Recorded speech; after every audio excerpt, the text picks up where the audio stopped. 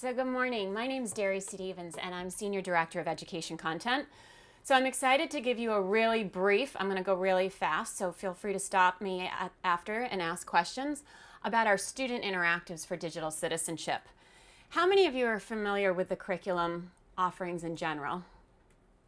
Okay, so some of you. Just to give you some brief history, about 5.5 years ago, we partnered with the Good Play Project. That's Howard Gardner, for those of you who know him from Multiple Intelligences, out of Harvard Graduate School of Education. He had some seminal research about ethical fault lines in the digital world. So we worked with his team to develop the first digital citizenship curriculum for us. We started with middle school, we built out to elementary and high school. So now we have a really comprehensive K-12 curriculum.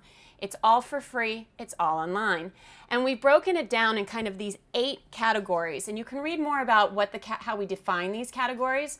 But in short, we have relationships and communication, privacy and security, internet safety, cyberbullying, and we've just added on and digital drama, because there's a lot of nuance daily. Digital footprint and reputation, self-image and identity, information literacy, and then we actually call out separately creative credit and copyright, because not only are kids consumers and need to know how to do proper citations, but they also need to get recognized as artists themselves. So it's a really balanced approach, really balanced tone. We don't just talk about the cyberbullying, we talk about how you can use your online life to build positive relationships. Our curriculum is used in over 92,000 schools right now across the country. And the way the lessons work is they spiral through these 8 categories, grade by grade. So we've broken it down into 13 units. So you can do a unit per year, or you could do, let's say, all 3 units in 6th grade at the beginning of middle school, depending on how you have devices in your school, how you want to front load them.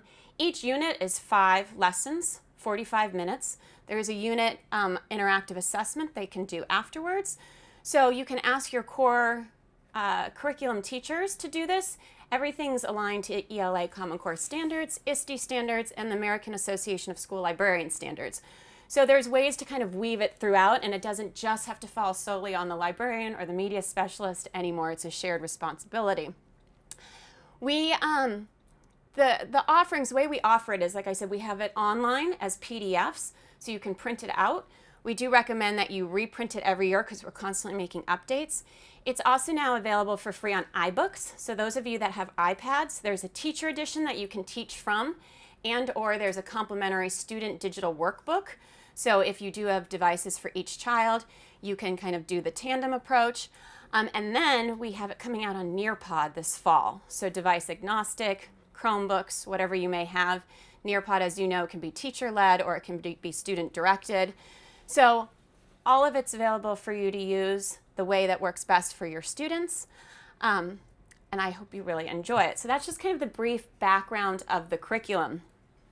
Then we started looking at, about 2 years ago, some of the trends in education. So blended learning, student-directed learning, game-based learning, and we thought, how can we have kids dive into this idea of digital citizenship on their own? How can we help support their exploration?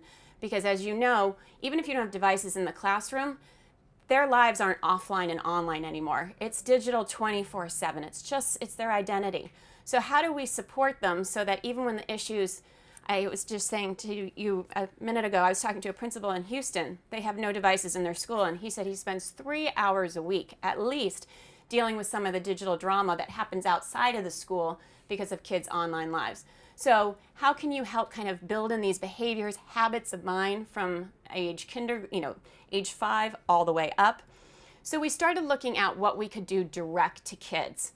And we have 3 offerings right now. So I'm going to give you a brief overview of all 3. The first one I'm going to talk about is a digital passport. So we launched this about 2 years ago, 2.5 now. We've had over 4 million games played. Over 250,000 students have earned their digital passports. And this is for grades 3 through 5. So I'm going to give you a snapshot of what this one is through a video. Let's try this again. Teaching digital literacy and citizenship. Yikes. No, I need one answer. Cool enough for my 4th and 5th graders. Fun, like a game couldn't hurt. serious though. Reports, so I can prove they're getting it. Oh, and zero budget, of course. And need it now. Huh. Digital passport.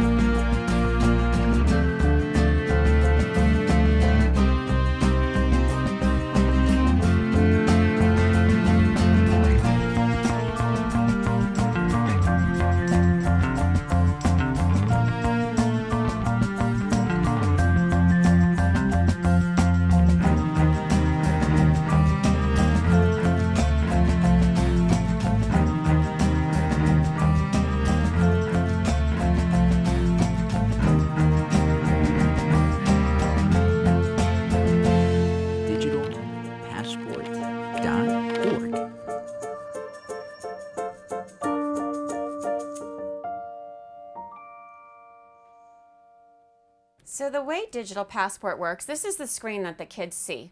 When they first come in, you as a teacher, because they're under age 13, need to set up a group. So you can group them by classroom, you can group them by grade level. Kids come on, you give them a username and a password that you have a record of, and they go through a password protect activity. So this is just a quick activity to get them thinking intelligently about the passwords that they make. Then they have 5 games to play through, and I'll give you a taste of each of the 5. But in short, each game takes about 15 minutes to get through. There's 3 levels of gameplay for each game. Each one starts with an actual kid talking. It's a live action video of a kid that's a little bit older than a 3rd to 5th grader talking about their real life experiences. So it sets the tone, gives a real world application. Then they dive into the 3 levels of gameplay, and then there's a graphic animation at the end that kind of wraps up, summarizes the lessons, and reinforces the real world concepts. So the 5 games, the first one is Search, I can never say this quickly, Search Shark. And basically it's about information literacy. So the kids are given search questions, and then they have to gobble the best keywords that are going to help them answer the question and get the best search results. So again, there's 3 levels, 3 different questions. If they gobble the right ones, they have to eat the guppies quickly and their score increases. So it makes them think critically about which words they're typing in for best search results. Talkers. This one is all about multitasking. So you drag the little dudes to their corresponding, they have icons floating above their heads to the right locations. But as you're doing so in round 1 and round 2, your phone starts ringing and questions are asked and you have to answer the question. And if you answer it incorrectly or you don't answer it fast enough, your score goes down. And then round 3, your cell phone battery dies and kids come to their own conclusion that, gee, if they're solely focused on one task at hand, their score jumps exponentially. So kids kind of have their own aha moment in that 3rd level, which is great. Evolve is all about cyberbullying situations and digital drama. So kids are presented with scenarios and then they have to choose the right answer. And then there's kind of these targets that fall from the sky and they can grow and evolve as a character. Mix and Match is probably my favorite. They get to choose from an array of images and they get to create their own mashup. With the images, they get to choose music sound clips and then they can title, put in captions, but they can't publish this mashup until they've properly cited the photographer, the artist, the musician, and themselves, because of course they're putting together an original work. And then Share Jumper, this is the one I fail at every time. But most kids, it's amazing. You watch adults do it and it's comical. You watch a kid and they're like, I got this. You know, on the tablet you use the accelerometer, but on keyboards or on laptops you use the keyboard, but it's like a doodle jump. But they have to jump between platforms of what is appropriate to share and not share. And then the higher levels, what do you share privately versus what do you share publicly? And so it gets at the subtle kind of nuances of, do you have names in there? Are you saying something not very nice? Are you giving away information about your location? And obviously if you choose erroneously, you drop down. And then what's nice about it, as I said, the games take about 15 minutes, but the whole experience for you, if you're doing a blended learning kind of opportunity, is that we have these module guides. So you can teach for 45 minutes because we have icebreaker activities you can do as a whole class or in small groups. The kids can go into the games on their own and kind of do a self-paced version. And then there are closing activities that, again, you can come back together as a whole group or in small collaborative groups. So all in all, if you do it all, it's about 45 minutes. When the kids finish the games, they get badged and they unlock these missions. So these missions are printable offline activities they can do in partners or in small groups. And then similarly, they also have access to what we call the expert zone and brain boosters. And these are just fun related printable activities, which are great for your fast finishers or if you want to send something home. Because once you've set a child up with an account, as if they have access at home, they can play the games over and over again.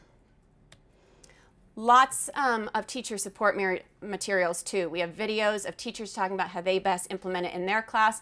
We often talk about it as onboarding grades 3 through 5. It's a great way to kick off the year, and then you can dive deeper into one of the complementary curriculum lessons.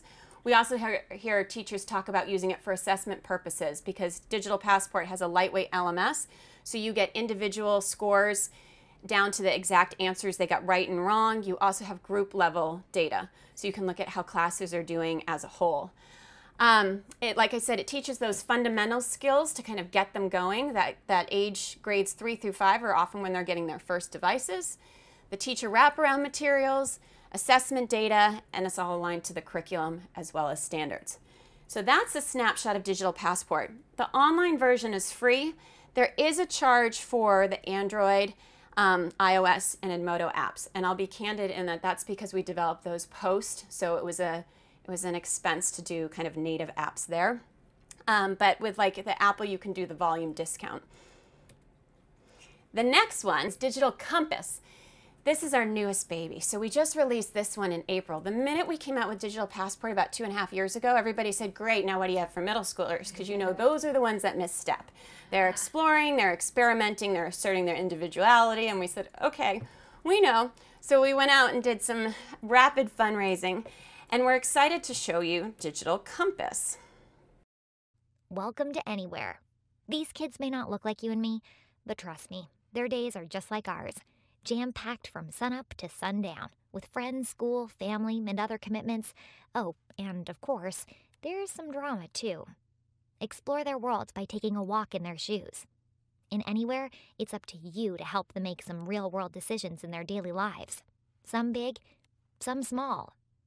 The choices you make will determine their fate, and the outcomes could be good, bad, or downright ugly. The direction you take them is up to you. Test your street cred in this digital world of ours. Where are you headed? Find out with Digital Compass. So Digital Compass, how many of you remember Choose Your Own Adventure stories where you could die over and over again? So we basically, one of those icons is missing. We basically took that concept and we have 8 stories. Each of the 8 stories aligns to one of our curriculum areas. Each of the 8 stories has 9 different endings, 3 bad, 3 iffy, 3 not so good, 23 different decision points, 50 possible combinations for play. So kids can really go online and play with the bad. I have middle school, when we did the pilot, they say all the time, now I'm choosing the bad on purpose. And we say, yeah, that's what we want you to do. Do it in a safe space before you do it in the real world and risk your reputation. Like I said, 9 different endings, 23 decision points, 50 possible combinations. It takes about 45 minutes all in. There's a mini game too, so you do get quantifiable assessment. It comes on a scorecard that the kids can screenshot, they can print out, and each story includes a lot of teacher wraparound materials, including some qualitative assessments. We have creative story prompts, reflective journaling prompts. It's just a way for our kids to understand that those subtle decisions they make seemingly on the fly on a daily basis can have long-term consequences. It's great for grades 6 through 8. I've had a lot of people come by the booth saying they've started as early as 5th grade for your sophisticated kids, and that high schoolers like it as well. And it really gets into good old character development, you know, decision making, perspective taking, walking in somebody else's shoes. It's all from that second person you. And this is available on all 4 platforms: web, Google, iOS, Edmodo, all for free, because we had it underwritten. And it's also coming for fall in Spanish in the Chromebook store, and we're going to have it on BrainPop. So lots of offerings, all for free. This one's really fun.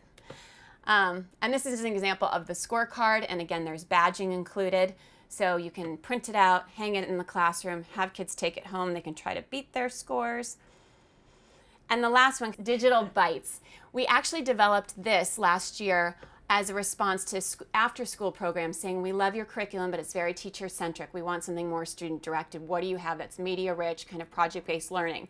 What we found is not only have after-school programs taken this on, a lot of media-focused groups, but a lot of blended learning classrooms. Teachers are using our regular lessons and then saying to kids, off you go on Digital Bytes and play around.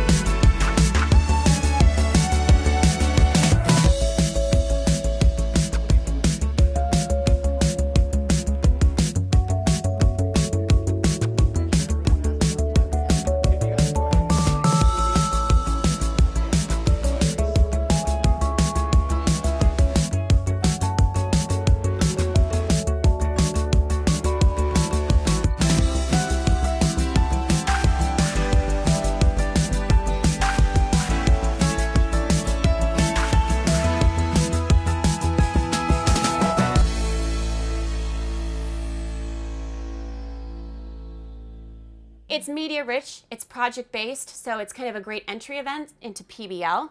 It's collaborative, it's all student directed, all voice and choice, and it's again great for blended learning. It's all available online. And basically each module, we have 8 right now, we're launching 6 more. Each module breaks down into 3 components. There's a video montage at the beginning. So for instance, my favorite one right now is internet hoaxes. You watch a montage of all those hoaxes we've seen online. Eagle snatching a baby, girl doing a handstand, falling over, catching on fire. And it kind of gives you that reflective hook, like, huh, I've seen this. It's current, it's authentic, it's my real world. Then you dive into 1 of 2 video case studies. The kids, again, voice and choice. And those are longer, so those are probably 5 to 10 minutes.